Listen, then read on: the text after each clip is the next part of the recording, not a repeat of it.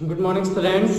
आज हम पढ़ेंगे सिस्टम ऑफ फार्मिंग्स, जो कि हमारे इंडिया में जो सर्कुलेट होती है, कौन कौन सी types of system of farmings होती है। ओके, अब सिस्टम ऑफ फार्मिंग किस हिसाब से हम डिसाइड करेंगे, वहाँ पे जो एग्रीकल्चरल एक्टिविटीज़ हो रही है, ओनरशिप उस लैंड की। ओके, किस जगह पे ओनरशिप, किसका लैंड है वो, कि वहाँ पे डेली वेजर्स काम करें, या किसी बड़े जमींदार का लैंड, या फिर गवर्नमेंट लैंड है जिस पे गवर्नमेंट अपनी खेती बाड़ी करवा रही है। ये सब सारी चीज़ें हम डिस्कस करेंगे in the system of farming. तो basically there are 5 types of system of farming. The first one is the individual farming. As the word suggest, individual मतलब खुद के लिए खेती बाड़ी करना, हो सकता है वो सेलिंग पर्पस हो या अपने कंजप्शन के लिए हो। ओके, ये सारी जब इस टाइप की फार्मिंग होती है, यहाँ पर वो खुद ही सारी एक्टिविटीज परफॉर्म करते हैं, है ना। घर के जो मेंबर्स होते हैं वही सारी एक्टिविटीज परफॉर्म करते हैं। हल जोतना हो गया, सिंचाई हो गई, सब कुछ जो इरिगेशन फैसिलिटी होती है सब कुछ देना, क्रॉप्स ग्रो करना, हार्वेस्ट करना, सारी जिम्मेदारी उनकी खुद की होती है, और वो क्रॉप्स कहना भी उन्हीं को फायदा देती है। ऐसी टाइप ऑफ फार्मिंग को हम बोलेंगे इंडिविजुअल फार्मिंग। सेकेंड आती है कलेक्टिव फार्मिंग। अब कलेक्टिव फार्मिंग में क्या होता है, फार्मिंग होती है life stock, land life stock और अदर सोर्सेज, और जो भी अदर मेंबर्स आते हैं, लाइक हमने लेबरर्स हायर कर रखे हैं, वो आके हेल्प करते हैं फील्ड में। फिर उसके साथ साथ जो हमारे लाइफ स्टॉक हैं, उनके जो लैंड लाइफ स्टॉक हैं, अदर सोर्सेज हैं, उन सबको कंट्रीब्यूशन से जब कोई फार्मिंग होती है तो उसको हम कलेक्टिव फार्मिंग बोलते हैं। हो सकता है कोई ग्रुप ऑफ पीपल्स मिलके उस फार्मिंग को करवा रहे हो। सपोज करो कि बहुत बड़ा लैंड है, वहाँ से पांच ग्रुप्स अलग अलग हैं, तो वो लोग वहाँ पर जो भी क्रॉप्स ग्रो करवा रहे हैं। बेसिकली ऐसे ये कलेक्टिव फार्मिंग ऐसी जगह होती है जहाँ पर बिजनेस पर्पज के लिए क्रॉप्स को ग्रो किया जाता है। ओके, फिर आती है cooperative farming. Under this system of farming, all the agricultural activities and holdings of farmers collectively and voluntarily are united with each other, but farmers' right of ownership on the land remains secure. अब ऐसा होता है कि जो cooperative farming ऐसी होती है जहाँ पर कुछ कंपनीज एक पर्टिकुलर लैंड एरिया को लीज पे ले लेते हैं। हालांकि फार्मर्स भी वही रहते हैं, जिसका भी खेती है वो फार्मिंग कर सकता है वहाँ पे, पर लेकिन जो भी क्रॉप्स या जो भी उस लैंड में से जो भी आउटपुट निकलेगा वो डायरेक्ट उस कंपनी में जाएगा।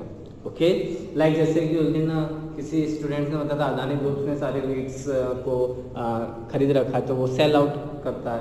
तो वैसे बहुत सारे अदर ग्रुप्स हैं, तो ये क्या करते हैं कि जो उस खेत जो उस लैंड से जो भी आउटपुट निकलता है, जैसे जो भी आउटपुट निकलता है वो डायरेक्ट वो जो फार्मर से है वो मंडी में ना सेल करते हुए उस कंपनी को सेल करेगा। ओके, जैसे कि सोयाबीन हो गई है, ये सारे बड़ी बड़ी कंपनी जो होती है वो हायर कर लेते हैं, वहाँ से ये जो भी आउटपुट निकलता है उनके खेत में से वो डायरेक्टली वो खुद परचेस करती है, और उनको जो भी रेट्स होते हैं उसके हिसाब से उनको किसानों को वो पे कर देते हैं। और इसके साथ साथ जो सबसे बढ़िया एग्जाम्पल अगर हम लेते हैं, हम तो चाय का लेते हैं, टी का लेते हैं। जो चाय असम में चाय के बागान होते हैं वो सारे कोऑपरेटिव जो होते हैं उनके अंडर में लीज में रहते हैं। तो जो भी आउटपुट होता है, हालांकि लैंड तो फार्मर्स का ही रहता है, उनका लैंड नहीं छीना जाता, पर लेकिन जो भी क्रॉप्स होती है उसका पूरा का पूरा आउटपुट वो लोग खुद परचेस कर लेते हैं, बाय करते हैं। मतलब कि वो जितने साल के लिए भी उन्होंने लीज पे ले रखा है उसमें से जो भी क्रॉप्स ग्रो करेगी उनका सारा हक किसका रहेगा, जिसने वो खरीदा है इन कोऑपरेटिव्स के अंडर में। ओके, इसके बाद गवर्नमेंट फार्मिंग होती है। तो गवर्नमेंट फार्मिंग ऐसे in this system the government officer manages all the activities of the farm.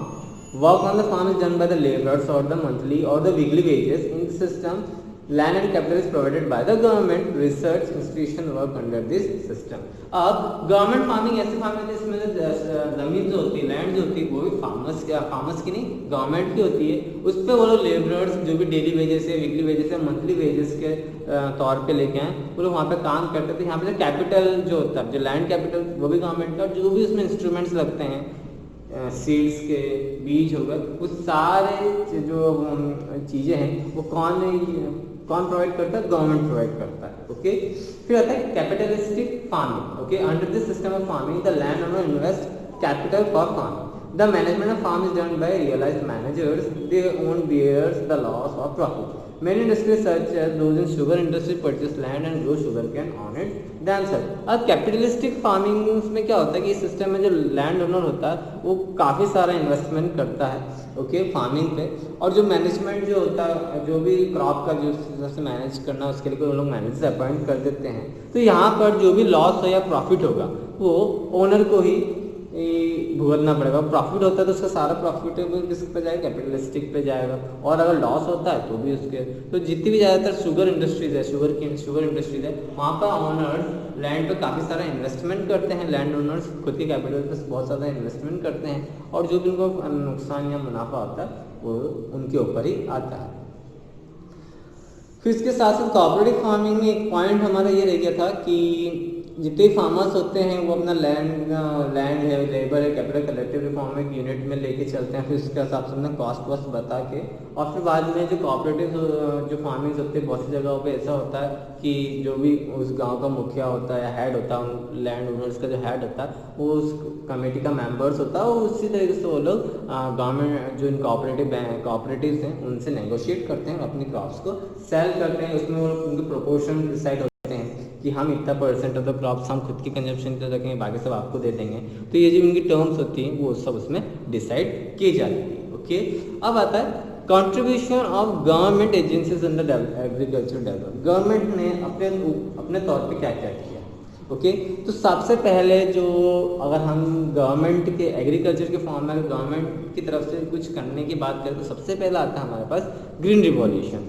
ये 1965 के बाद की बात है, 1965, 66 या 67 के आसपास की बात है, जब इंडिया में खाने की तंगी हो गई थी, यानी खाने की भुखमरी जैसी स्थिति स्टार्ट हो गई थी, यानी कि अनाज इंडिया में अवेलेबल नहीं था। तब यहाँ की गवर्नमेंट को हम अदर कंट्रीज से वीट को बाहर अदर कंट्री से इंपोर्ट करवाना पड़ा था, जो कि उन्होंने ऑब्वियसली बात अदर कंट्रीज ने हमें हाई रेट्स में सेल किए। तब जाके हमें पता चल, हमें इस बात का रिक्वायरमेंट हुआ कि जो भी हम एग्रीकल्चर प्रोडक्ट्स हम केपेबल हैं, हमारे पास लैंड एरिया एग्रीकल्चर एरिया है, बट स्टिल हमारे जो टेक्निक्स हैं, हमारे जो एग्रीकल्चर टेक्निक्स है, साइंटिफिक मेथड यूज़ ना करने की वजह से हम उतना अमाउंट ऑफ जो भी अनाज है वो हम यूज़ नहीं कर पा रहे। तब जहाँ की गवर्नमेंट ने ग्रीन रिवॉल्यूशन चला, जहाँ पर फार्मर्स को इन सारी scientific methods, technique, fertilisers, chemical fertilisers, high yielding seeds, इनके बारे में नॉलेज प्रोवाइड किया गया इनको काफ़ी सब्सिडाइज्ड रेट में इनको प्रोवाइड किया गया, ताकि ज़्यादा से ज़्यादा प्रोडक्शन इंडिया में इत्सल्फ हो, और हम इंडिया में ही अपना जो अनाज है उसको इंपोर्ट करें, एज वेल अदर कंट्रीज में भी एक्सपोर्ट करें। जैसे कि अभी 1965 के बाद जब हमें अदर कंट्रीज से हेल्प लेनी पड़ी होगी तो उससे हमें काफ़ी सारा लॉस हुआ ओके, क्योंकि कंट्री की एक भारी इनकम अदर कंट्रीज में सिर्फ उनको उस अनाज को परचेज करने में लगी।